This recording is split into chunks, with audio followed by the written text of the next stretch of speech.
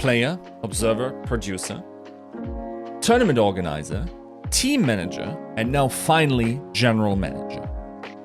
Isabel Noukky Müller has worn many hats in the Overwatch community, and it is this year that she finally steps into the Overwatch League as the general manager of the London Spitfire's 2021 season. In this first part of our interview with Noukky, we talk about how she got into esports and Overwatch specifically, how she managed to get her team picked up as the academy team for British Hurricane, and how she ascended the ladder at Cloud9 to the point where she's now not just the general manager of the London Spitfire, but 2 other teams at Cloud9, including the British Hurricane and C9 White, the all-women team in Valorant. We also talk specifically how her player in 2018, Fusions, bounced back from a career low to make it into the Overwatch League in the same year with the Boston Uprising. We also talked about how false reputations for players can seriously hurt their chances of getting into the Overwatch League, despite being deserving. Without further ado, we give you Isabel Noukky Müller. Yiska here with another GGRecon interview, this time with Noukky of London Spitfire, British Hurricane, C9Y, and as we will find out, probably a couple of more teams, but generally speaking of the Cloud9 organization in some regard, having, you know, your hands in a little bit of everything there. How's it going? How have you been experiencing COVID over there? And yeah, all that good stuff. Yeah, thank you so much for having me. Yes, going in the heavy topics right away. Triggering my anxiety of being at home 24/7. Right. No, been experiencing COVID basically like everybody else and anywhere in the world basically. It was a really rough time going from working remotely in Germany to basically doing the same thing in the US now. So being really excited about, hey, I can see my colleagues now that I'm like in the US working with them. Seeing them for 2 months and then going back to I was sitting in front of my PC 24/7. Yeah, it's going great. Yeah, it's a bit of a sarcastic question, I suppose, at this point, because everyone else wants to get back to LAN tournaments as well as going to outside. Now, okay, so you've been in esports for a bit, and especially Overwatch esports. But let's start from the beginning. Like, how did you get interested, maybe into games and then into esports specifically? So interested in games in general was definitely through my mom. She owned a PlayStation back then, and we just played games together, like PlayStation, Nintendo games. I was a very Nintendo kid growing up, so I was playing like the SNES and all those shenanigans. Getting into esports was definitely a different thing. I started playing like online games and like MMOs, WoW, mainly when I was younger, like when I was a teenager, and I always liked competing. Like I was in sports teams as a kid. I played volleyball. I played football at some point, soccer for the Americans. Yeah, never mind them. Just want to make sure we cover all and we are inclusive. For sure. Oh no. So being very competitive as a person, or like in games too, was like a natural thing for me. And I started like, of course, raiding in WoW guilds and like competing for spots there, getting into League of Legends, tried out like the MOBA genre, which was really good for me, and like played competitively there. Tried to climb ranks every time I played a new game. So yeah, was a natural fit to go and discover like esports through League of Legends. And then when I was studying to become a teacher, I just went into like gaming in general, like streamed a tiny bit, played these competitive games like in front of an audience. Something not many people know. I actually started my stream of playing Pokemon competitively. So I would do like viewer battles and would do challenges in Pokemon. And got really like into it, like with all the like stats calculations and like what's good and what's bad, and got a tiny bit into the data kind of things when I played games. So was just a natural fit to transition into like trying to be a competitive player when Heroes of the Storm came out, and I was like, of course, a big Blizzard fan back then because I like played WoW for like majority of my life. It was a yeah, I wanted to compete in there. It was a new game. I climbed the ladder pretty fast, so I tried to get into teams, tried to get into tournaments. And same when Overwatch came out. Like I saw more potential in Overwatch than I saw in Heroes of the Storm back then. And then I just naturally transitioned to Overwatch and tried my luck there. Joined competitive teams, played some tournaments early on. Always like to tell the story about Fisher now that he's working with me, for me, whatever you want to call it. When we met in the first like EU tournaments, he was on a team, I was on a different team. He was the Genji, I was the Mercy. We played hide and seek together all the time. So it was a fun time. And then I naturally transitioned from being a competitor towards my other roles that I did in esports. So that's how I basically got into it. I think you mentioned you did play with other probably names that people will recognize on teams, right, in the past? Oh yeah, definitely. I played in a team with Spree before when he was like very new to competitive. Was a very funny story. We had like a DM going on, I think like a year ago.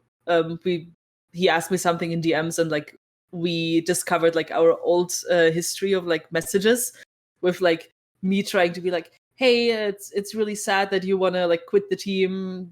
Are you looking for a new one? Should we like build something together again and stuff like that? It's really nice to see those like old messages if you like message pro players again. Yeah, I was in a team with Spree before. I played with Corey a tiny bit when I was playing in NA.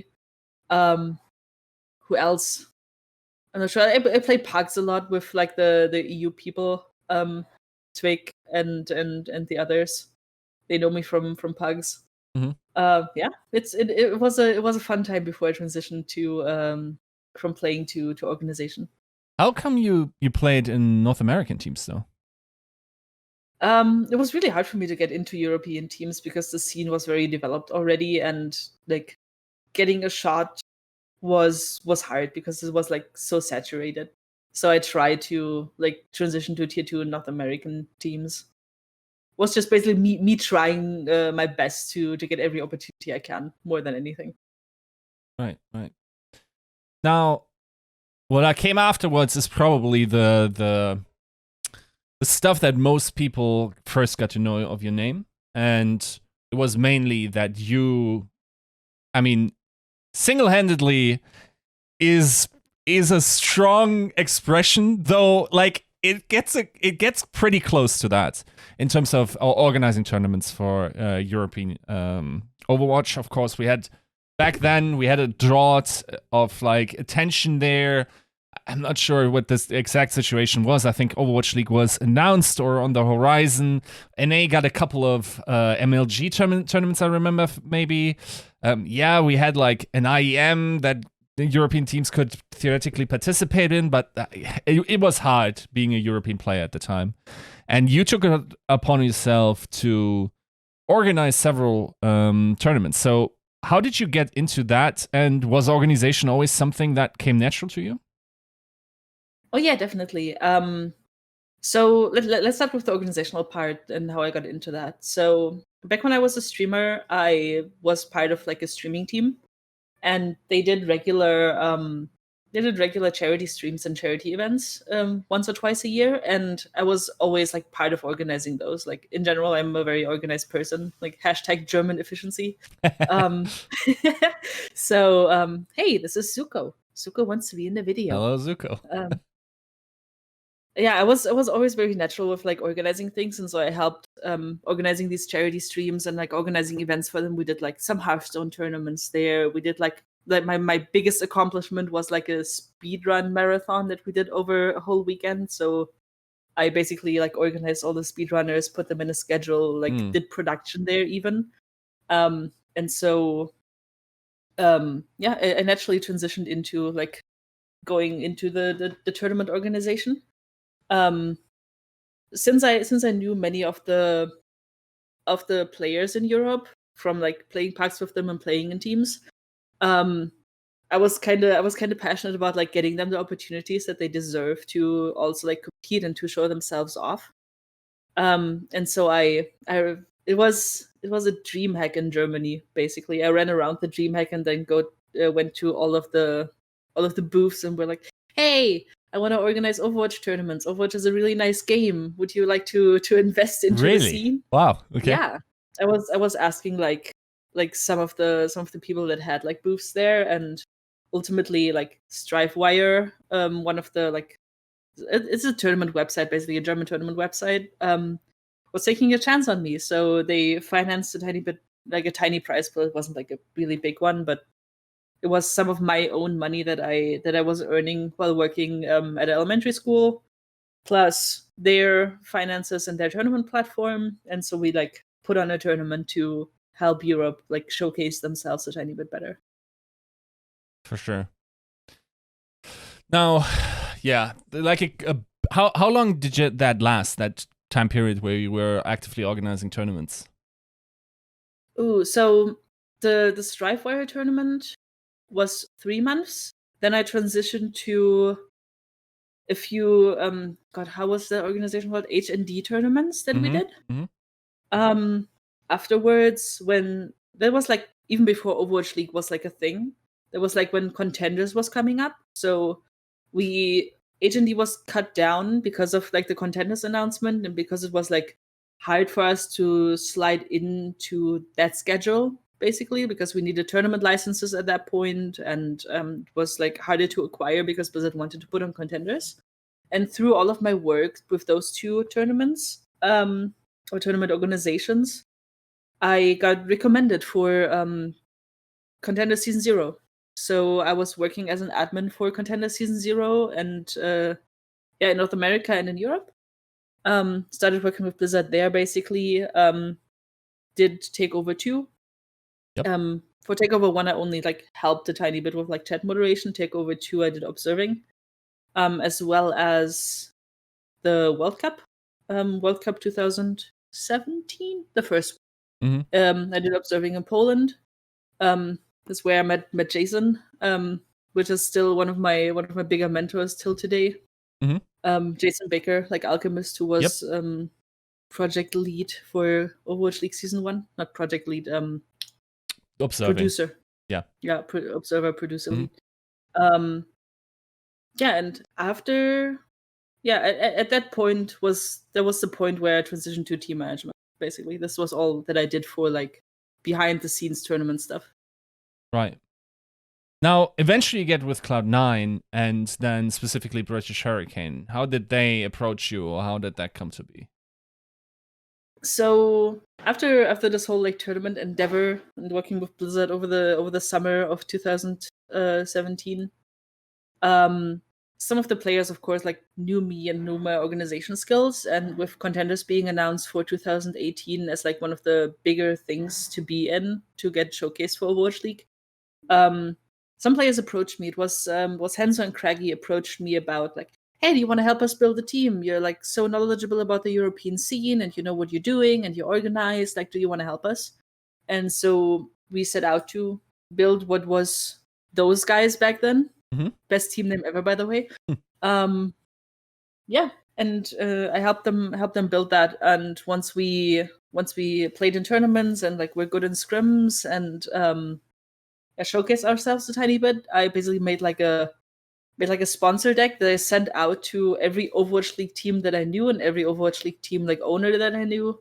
Hey, I heard Overwatch League teams are doing academy teams. Do you want to give us a shot? Do you want to talk to me? This is my players. This is their achievements. This is their social media reach. And I sent this deck to like literally everyone. First, I didn't get like any responses. Of course, like DMing owners on Twitter is not like the easiest path to go. But eventually, I got introduced to Dan, which is the president of Cloud9, through a mutual friend of ours, Stylosa. He was of course working as a British consultant, and he knew me from like organizing pugs and like getting him some. Basically, we did pugs on PTR like very regularly with the European scene, and I always invited him to get footage for his videos. So once Doomfist was out on PTR, we just tested Doomfist in Pugs, and he was like coming in to get some shots for his videos. And so yeah. like we developed a mutual friendship, and he introduced me to Dan because of course he was working with London Spitfire. So we got into talks with him. He was of course in talks with other teams too in the European region. But I was able to convince him basically to pick us up under some conditions, of course. But it was a fun time. That's how I got hired for Cloud9. Basically, just sliding in DMs, throwing myself out there, getting into talks with people. Right. Now you start out as, was it manager of British Hurricane? Yeah, I was just team manager of British Hurricane. And you were doing that from Germany. And yes. How did your responsibilities within Cloud9 then evolve over time? So first I was just like team managing, like remote team manager till I established myself in the org basically. I helped with the Gilded Gala, which we did in London. First I was only like invited as a guest basically, but I helped them, like when I was there, I like helped them organize things, I helped them like build up the stage and stuff. And so C9 basically, like in later talks, I found out that C9 saw like that I'm a good worker and that I bring value to the org outside of like just the team management side. So they like promoted my responsibilities, like gave me more responsibility, not only like as a team manager, but also for the hires for British Hurricane, like for the coaches for British Hurricane, like hiring new staff. And I was basically trusted with everything that is in Europe. So they sent me to some of the tournaments with other teams. Like I was at DreamHack Valencia with the Rocket League team. I helped like with in DreamHack in Germany with some of the stuff, and it was basically like the European jumper whenever they needed a team manager to go to an event with a team where they couldn't send like one of our American managers. So yeah, that's how it evolved. And then in 2019, I started helping with the League of Legends Worlds. There was a stage in Berlin where Cloud9 qualified for, so I helped them like get a boot camp together, like recommended them like places to boot camp. Was there with them as like the the German translator type of manager, so I helped them like get around the city. I helped them like get around all of the organizational parts that required like translation and stuff. And that's how I got into talks with them about like maybe getting me to the US and getting me a visa. And they were very keen about like keeping me in the company and keeping me involved like in person with more teams. And yeah, they got me a visa. I moved here 2020, beginning of 2020, like 2 months before the pandemic hit. And I got to work in person with the Academy team for a tiny bit, the League of Legends Academy team. I got to work in person with the Dota team for the few weeks that we had them. And then when Valorant came around, I was in charge of helping our general manager build a Valorant team around TENS. And also got to be in charge. And that's the time when I got promoted to general manager for Overwatch. Right. Got to be general manager of the London Spitfire and Hurricane now. What's your involvement with C9 White? I'm basically doing the same thing that I do with Overwatch. I'm like general manager of C9 White. Like I'm the person of contact. I'm like helping them organize the days and stuff like that. Okay, that makes sense. Yeah. So basically, like a 3-pronged job in many ways, but now, of course, as we always say in these interviews, when you have general managers on, the tag general manager means very different things, right? So for some, it's building out the roster and then maintaining like good atmosphere and making sure everything logistically works and everything. For some others, it means being more involved in the business side of things, and like some are more focused on that. So what's your flavor of Overwatch League manager? I'm dipping my toes into everything Overwatch League general manager, I think. For me, it's currently a solo mission, so I'm the only managemental part about it outside of like, of course, upper management. So I'm currently doing everything from communication with the league to visa stuff to business stuff to scheduling to media, reminding players of things, doing day-to-day stuff with players, having communications up with coaches and with players about like performances of each individual section. Same with Hurricane, basically the same thing that I do with the London Spitfire, I do with the Hurricane too, and with Cloud9 White. So I'm basically like team manager plus general manager for all 3 teams. Can you talk about the challenge? Because in my mind, like, okay, so let's say you want players to show up at X location, or for scrims and everything, but you're not in the same physical location as they are. In fact, all 3 teams are pretty far away, and there's nothing else than maybe at best an ability to call them on their phones. So how does that work? Like, how do you make people show up, especially like young adults that probably didn't have the same responsibilities in their lives yet, and just trying to make everything work logistically? Yeah. My players are pretty responsible when it comes to that. Like, we usually have a calendar app for each team, using Google Calendar to organize everything, and like reminding them the day before, hey, next day we start at this time. You have this obligation the next day. I always try to remind them the day before. And then I can show you my WhatsApp call history. That's also like a really funny thing to have. No, but like calls recently, since I've been in charge as a general manager of Spitfire and Hurricane, it has been very responsible. Like my coaches help me a lot with like the day-to-day stuff, and like with holding players responsible or not. And if they slip up, they of course get like a talk with me, which they of course want to avoid because I'm the scary manager.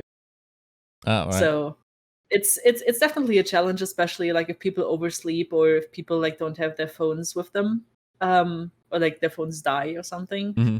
But it's always a challenge with like working remotely. So there's like nothing you can do at a certain point, sadly. Which of the 3 teams is the easiest to manage? Definitely Spitfire. Yeah, I would, if I have to rank them, it's like Spitfire, Cloud9, White, Hurricane. Interesting. Can you go into the reasons as to why? Spitfire is very self-sufficient. I mean, most of the team has been working with me or like in the organization for a long time, so they know what I recommend from them. Not recommend, what I want from them, like how I want them to behave in a team environment.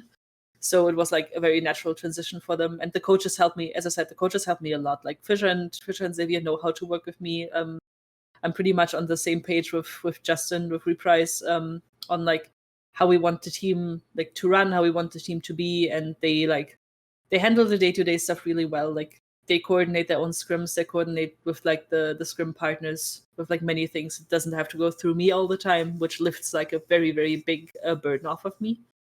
Cloud9 White is similar. Like we have really good coaches there that like help me coordinate everything and that are really good with like team culture stuff. So the girls are super self-sufficient too. Like I put things on their calendar and they just go there if they need to, or like I just need to remind them the day before and they're good.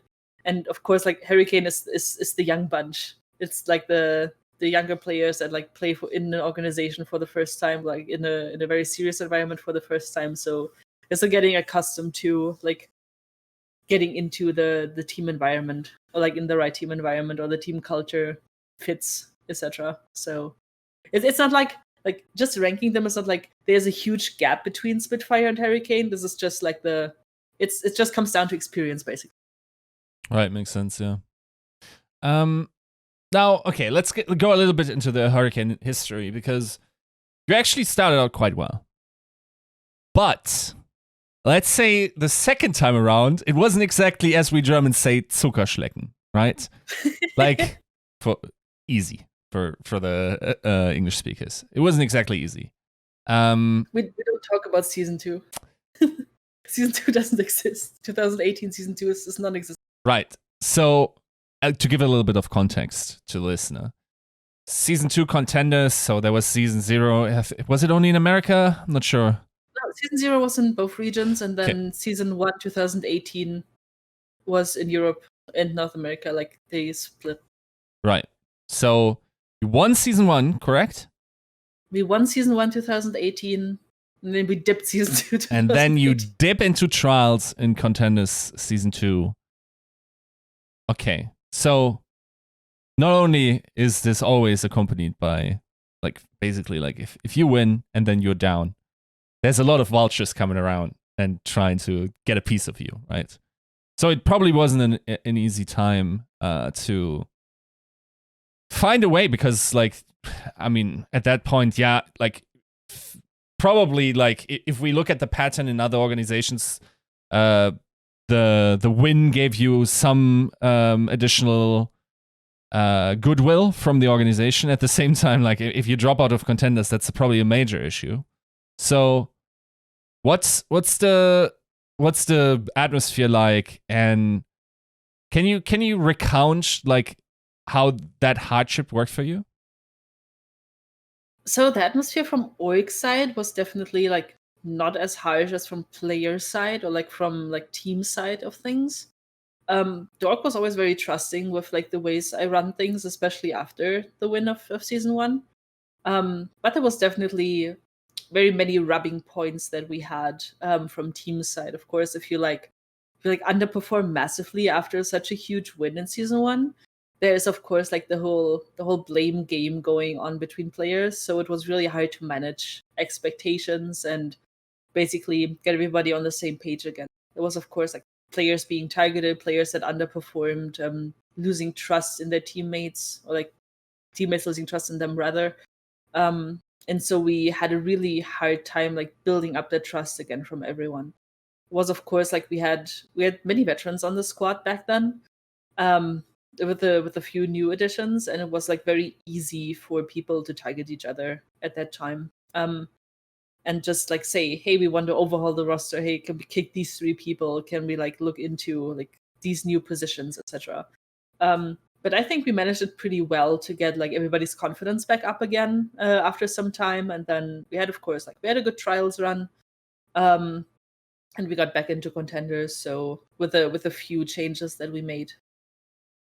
A very funny story I like to tell is the story of Fusions, because Fusions was definitely one of the players that was under fire back then, because there was like a performance gap in season 2, 2018.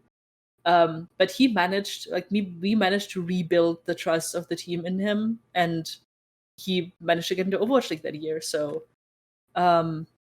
it's always a big passion of mine, like not really passion. I'm just missing the word. Like I always like to see how players perform under that pressure, and like I don't like dropping people just because of like bad performances.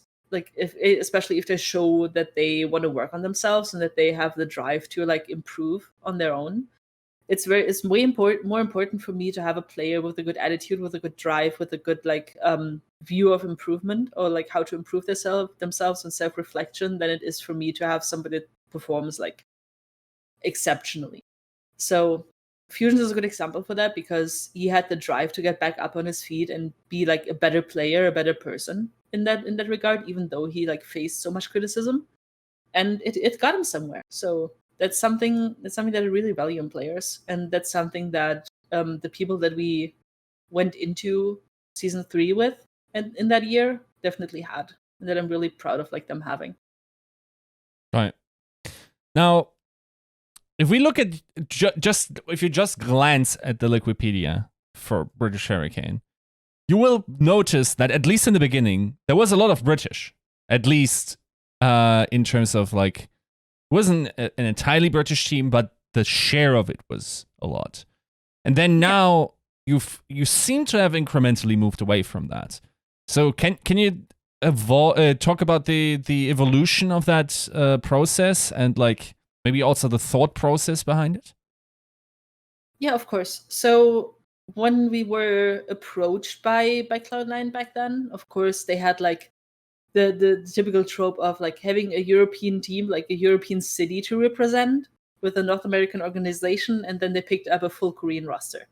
So Right. the plan for the academy team was basically put the connection up between them and the European scene, Right. and of course the British scene too, because it was a London team. Like, why not?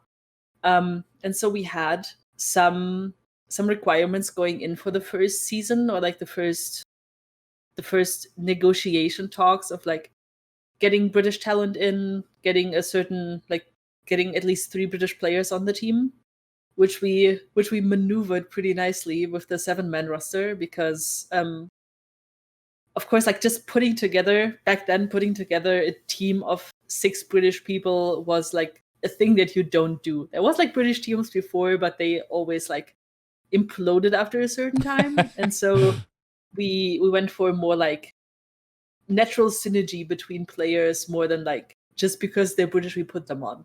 So we found a loophole with like asking for a development player, and that's when we found like Astro as one of our development players, which turned out really great over time. that was a good one. I think we were one of the only teams that did like the whole development player thing, of like changing them in certain maps and stuff.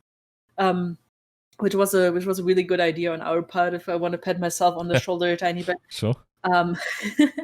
So yeah, we had a requirement, but that was scrapped pretty early on, because even in negotiations before I was hired, I was really upfront with Dan about, I don't think it's a good idea. I don't think forcing something like that is a good idea. It's gonna create problems. It's gonna create team problems. And this is the thing I like about Cloud9 so much and working for them, is if I'm passionate about something and I can reason it and like be reasonable about it and like argue about it, it's more likely than not that I get the pass on it. So yeah, after explaining that, and after the 3 British players actually got picked up in the first year, and we were like, who could we replace them with? There's not too much British players that can fill these roles, and we don't want to force something just because of like heritage or because of like where they're coming from. And so I got the pass for the next years to build more team synergy than like where they're coming from, which is nice. It's nice to have the trust of the org as a manager. Do you have any ratio at this point? No, nothing. After the first season, basically everything got scrapped because they were like, yeah, we just trust Noukky in what she's doing. Okay, sweet. Now, of course, you also had like, from academy teams, I'm not sure I would say you're like the most successful in terms of promoting, but you're one of the most successful. So just to refresh the mind of people, and maybe you can help me add to the list. So you promoted Funny Astro, Fusions, Kib was one, Cruz, right? No, Cruz was never on the team. Oh. Was that those guys? Oh, maybe I'm misremembering.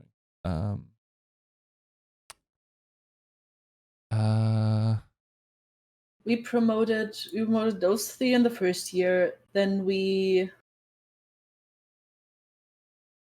promoted those 3 in the first year. We promoted Dream as a coach. True. To Montreal. Promotion. Zuna got into it eventually. He wasn't on our team before. Like he was on our team before, but he wasn't on our team when he got promoted. Right. But he like passed through us basically. Yep. We sold Hafficool and Numlocked to Envy at one point. Yep. What else?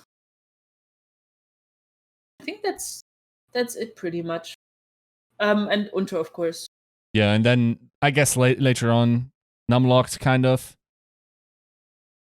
Haffi and Numlocked. Indirectly, indirectly They over. were with us, went to Envy, and then from Envy he went to... Makes sense, yes.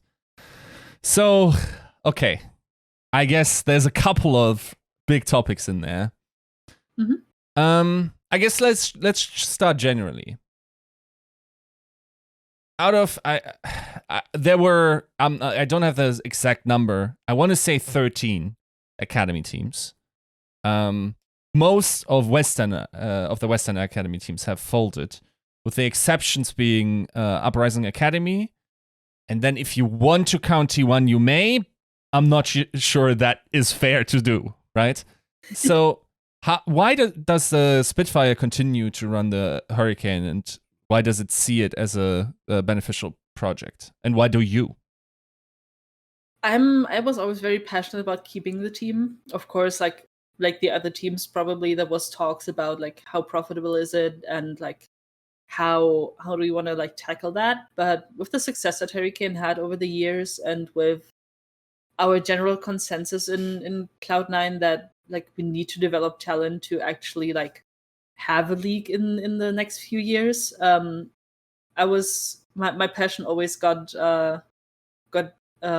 positive reinforcement from the org. So um, yeah, it's basically just like that. I personally think that having academy teams and having teams that like develop players is crucial for the league to succeed in future years. So I don't wanna just drop it. And as long as Jack lets me have it, I'm gonna have it. Now, to be fair, if we, I looked at the numbers today, and we have significantly cut down on the amount of players in the league from 200, just over 200 to 170, and still, in European contenders, 8 players managed to be promoted in terms of the rookies specifically. There were more players that were promoted. I'm thinking Calyx would be 9, for instance, there, but generally speaking, in terms of promotions, it is kind of interesting how the turntables have turned, because you don't have to think too far back into the past to think of a time, like, as you explained, with Hafficool and Numlocked, and, like, even Dream or whatever. Like, the usual way for talent to get into the Overwatch League was develop in Europe on an academy team if you can, for Hurricane, then get to a North American academy team, and then get promoted to the Overwatch League.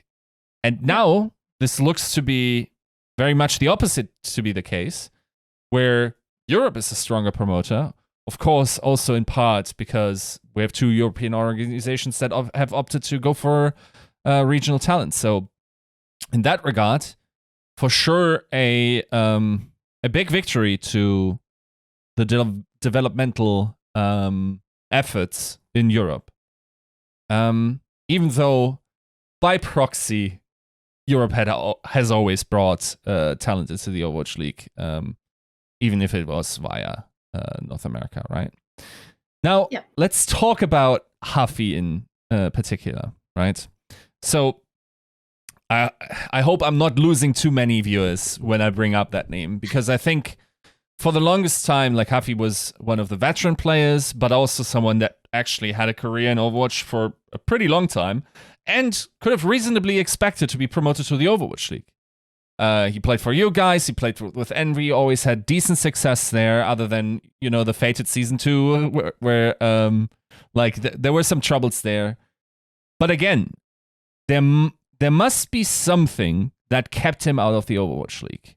Can you help us shape that something into something concrete? What do you think held him out of the league? I think that his reputation was the biggest point that held him back from the league, because back when he was playing in Fnatic, and back when he was playing like before everything like Contenders Overwatch League came out, he had a really bad reputation when it comes to attitude. And that's a thing that we worked on with him for like how long was he in Hurricane? Over 2 years, I think, or like almost 2 years.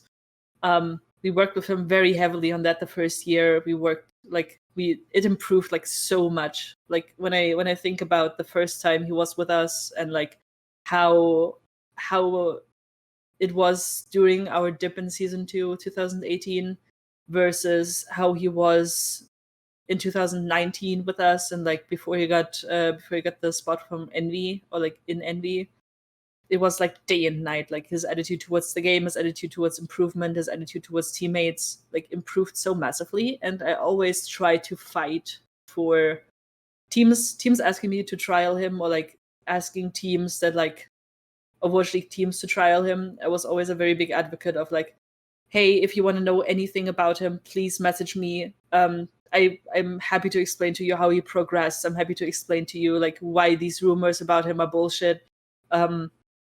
Please trial him. I can attest to like his improvement in attitude. Don't let your players like be having these like the stigma of him of being like a bad teammate. Like we've worked on it so much, and still still to this day, I think most players that haven't played with him recently, or like that hadn't played with him back then when he still played Overwatch and when he still tried to get into Overwatch League, still have that like opinion about him, like which is really sad in my eyes, because I saw him like evolve as a person, and he never got like the decent shot at it.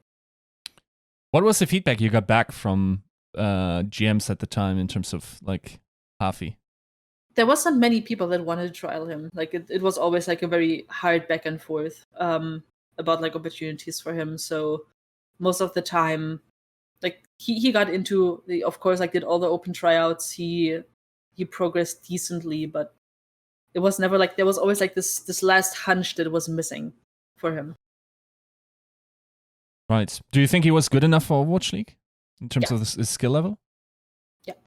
I think in his prime, like back in basically before he went to NB, like in mid 2019, he was good enough for Overwatch League, definitely. Yeah. Right. I was hoping when NB picked him up that they might consider him, because back at that day, NB was, I think, even looking for, or like could potentially upgrade the off tank. For sure. Yeah. Or like Dallas rather than. Yes. Yeah.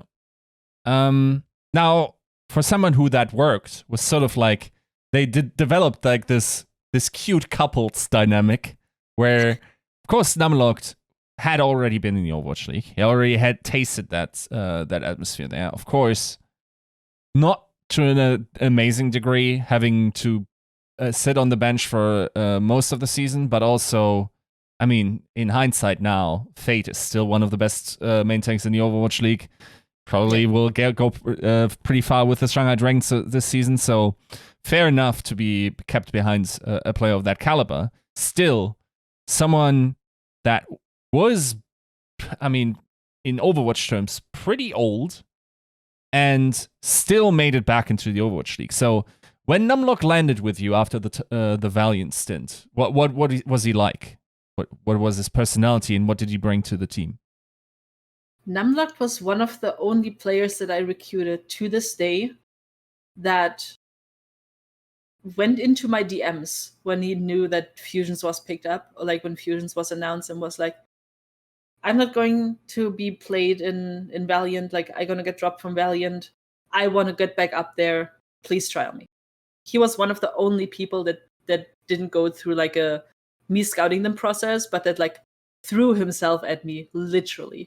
Which was really impressive at the time, because it was not a normal thing. Like it is still not a normal thing that people like reach out to you, especially players, like staff, of course, but like that players reach out to you with like, I'm hungry for this. I know that I'm the best person for the job. Give me a shot. And that was what really impressed me about Numlocked. He came into trials with us, and into like the rebuild of Hurricane at that time, with one of the best attitudes that I had in a player so far. He was a natural leader, of course, because he was like in and around the scene as like many different roles, like main tank. He was Lucy at one point, I think, even with Dig. So he just stepped in there and like literally owned the place. Like was very clear about like expectations, was very clear about like how he wants to improve and how he wants to get back into league, and like what he needs to get there. And as I said, like such a pleasure to work with, like such a constructive person. Right. Now, generally speaking, and we're moving along a little bit down the timeline. There's a trope in esports that will likely never leave it, and it's of course EU versus NA.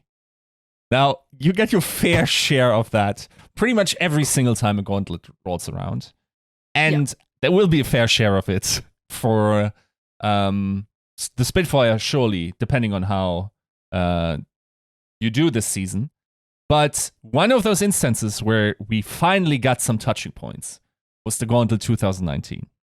Mm-hmm. Now, of course, you already start with sort of like a disadvantage because you're only there with, or the European contenders.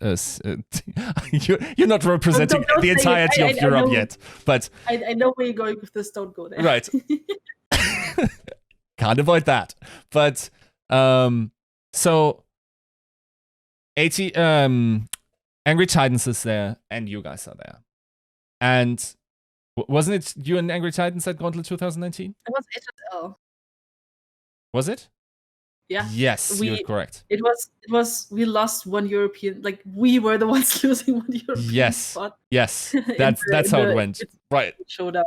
So already everyone was really upset with you guys. And now of course also the Gauntlet stuff rolls around. Can you recall that entire event and sort of like what unfolded, and also, I mean, the learnings of it? Because, I mean, while it was an extraordinary year, I would think that you did significantly better and would have had it been an all-international event down the line to the fullest degree, where we could play international events also with Korea and China together. So what's the deal there? What was that entire about shebang? Gauntlet or about Showdown?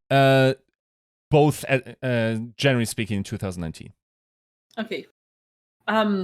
Showdown was definitely a challenge because we had a pretty rookie roster in 2019 outside of Buck, Huffy, and Numlocked, which of course like had LAN experience before, but our other players like didn't really have them. So of course, it's always hard to talk about it because it like sounds like an excuse, but like some of our players had like LAN jitters hard. Like I remember I recall like Bok talking to me after we dropped out of the tournament, basically talking to me about like how people were shaking, like physically shaking in the booth when they played. So of course it was like a whole different challenge because nobody was used to it. Like it was their first LAN tournament. It was their first like being in person with people in a very tight space in summer in Germany in like the gaming booth or whatever that is Take TV. So it's like much intake for such younger players. And yeah, it was, we definitely shit the bed. We cannot say it. I hope I can curse in this. Right. So yeah, we definitely can bleep. Yeah. What was the feedback out of this? What was the learning, so to speak? Oh, we did have like a really big like staff meeting back then with Nox and Albion and Renega, with like how we want to approach like getting them more used to this kind of stuff, and like how we can create a similar environment online maybe that that people are more accustomed to it. But like it's so hard if you go from like online play to LAN play if you don't have the experience and if you don't have like regular tournaments, because we had like these 2 tournaments all year. It was just the Showdown, just the Gauntlet. It was international competition, and there was like in-person competition. So it's really hard to learn for them to be watched by so many people, like physically. For sure. And having been there, like it was a tiny crowd, it was also a loud crowd. Oh yeah. I remember we were playing Goats back then, right? I'm recalling this correctly. Yeah. And basically, like every big shatter would just erupt the little hall, and I mean, the concrete. It's a small gaming bar. Yeah, the concrete definitely also didn't like do a great job just filtering the sound, so you definitely felt it. And I also distinctly remember, and maybe my memory betrays me, but I also think Numlocked had an incredible performance at that one, right? Yeah. Numlocked and Hafficool tried their best to basically compensate everything that went on. Of course, there was like frustration points for everyone there performance wise. We had a really easy like first match because we had the South American team, but yeah, everything from there on out was rough for everyone. Of course, like player frustration plays into it, and like. It's really important to like reflect afterwards with everyone. We've reached the end of the first part of our interview with Noukky. In the second part, which will be released soon, we talk about how some players such as Jofi and Danet didn't end up working out, the logistics of the 2021 season for the London Spitfire, the importance of locking up a talent like Sparker, why they decided to go with Blase, if there's more players to be expected to be announced for the London Spitfire, and one particular player Noukky had an eye on for a while. If you would like to be notified when that goes live, hit subscribe, like, and the bell notification for all things esports with GGRecon.